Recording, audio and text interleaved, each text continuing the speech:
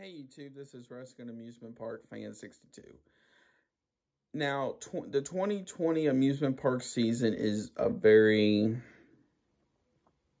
unique season, to say the least, because a lot of parks are opening up around 2 or so months later than normal just because of the current circumstances. Now,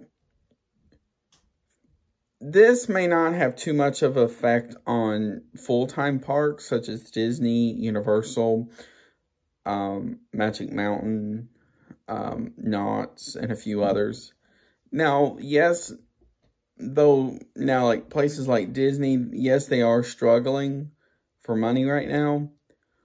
But once they get all their parks up and running, they'll start getting all this money back. Now, what this is really hurting is the seasonal parks. Because these seasonal parks typically only have around 6 or so months of their season to make as much money as they can. Typically, most parks are open between April and October. Some of them have gone through December. But most parks that will open this year are going to be open from, let's say, July through October, maybe early November. And that'll be it for this season. And then they'll start getting ready for the 2021 season, which hopefully will be a lot better. But with that being said, here are going to be things that amusement parks will be implementing when they reopen. Please note, this is just my assumptions and some from what I've read. All parks are going to be the same and different on these items or this. First thing is tickets. Now, they still may have a person at the ticket window, but probably not many. Most of these parks are going to either want you to be a season pass holder or buy your tickets online, because there's not, that way you can handle the paper and that way you know what you're getting yourself into. Now, once you get inside, the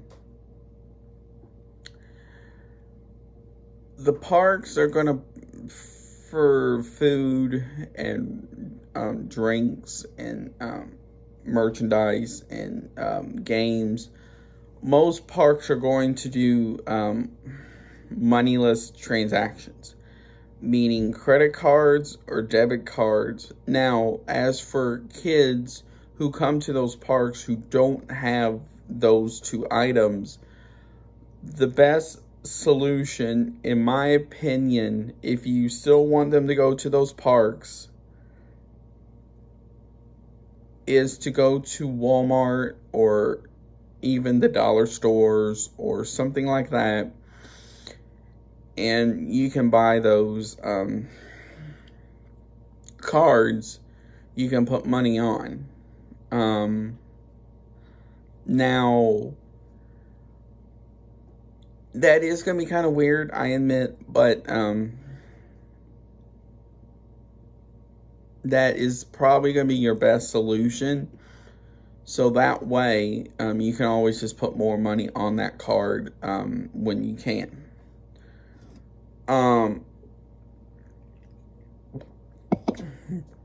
Now, queue lines and lines in general.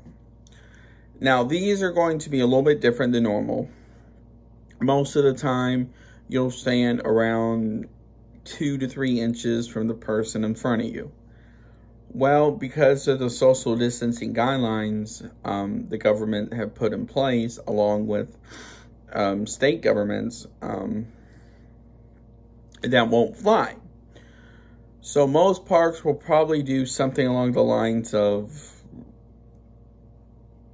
like virtual queues, like what Universal is doing, especially with their water park Volcano Bay, where basically they'll give you an estimated time or time frame when you can come back. Because to social distance in a queue line is going to be nearly impossible for some parks. Others, not so much, but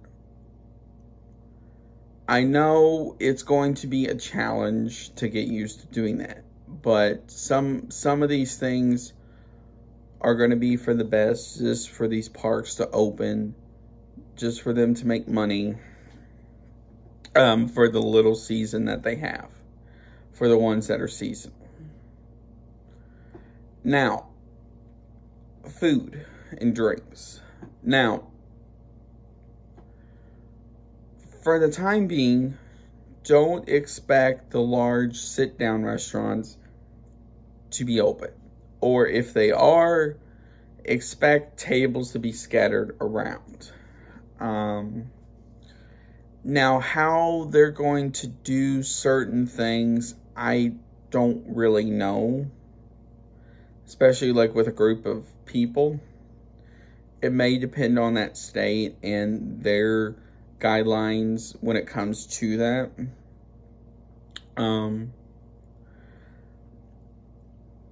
But it's going to be a challenge. Probably most of these parks are going to do like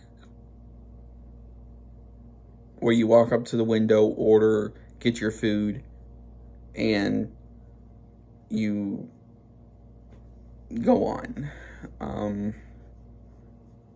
Now, I know that is going to be quite a challenge. But it's going to be for the best, at least for this season. Going into next season is still to be seen, and you need to kind of be patient on what these parks are doing. Now, one thing you don't really think about, but these parks probably have, are like benches and stuff like that. What they'll probably do, this is my guess, is they will see what 6 feet from each other is and put a marking and be like, okay, sit here, don't sit here, type thing. Just because of the 6-foot rule. Now, water parks. Those are going to be a challenge because different state has different rules on that. Indiana and Tennessee have already announced for Holiday World and Splash and Safari to open, and Dollywood with Splash Country to open as well. As for my home park, it looks like as of now, unless something changes, when they open, whenever that is,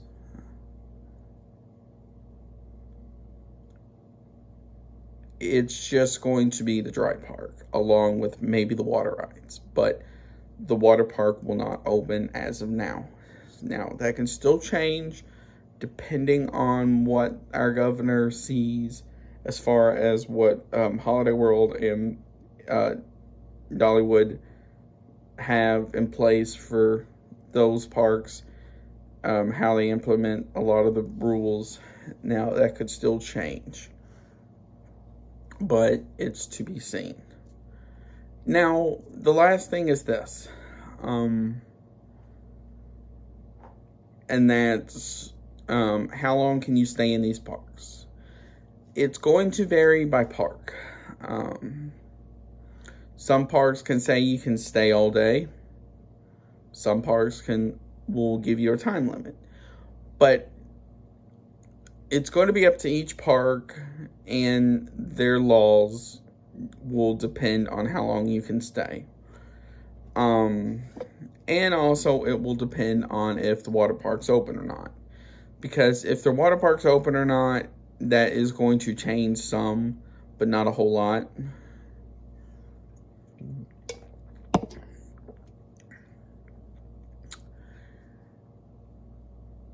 I know it's going to be a challenge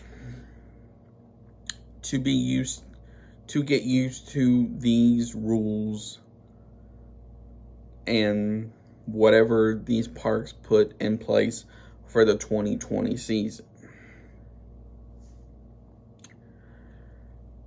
But we have to follow them for one, our safety, two, the safety of others, and three, just for these parks. Now, I know it's a challenge right now with what's going on, but once they open, whenever that is, you need to support these parks any way they can. They have already lost money for spring break, for the ones that open for spring break. They've already lost all of some holidays, such as Easter, going into May. They've already lost the entire month of May, and they're going to potentially lose Memorial Day weekend, some through June. Some may open up around 4th of July, but that is to be seen.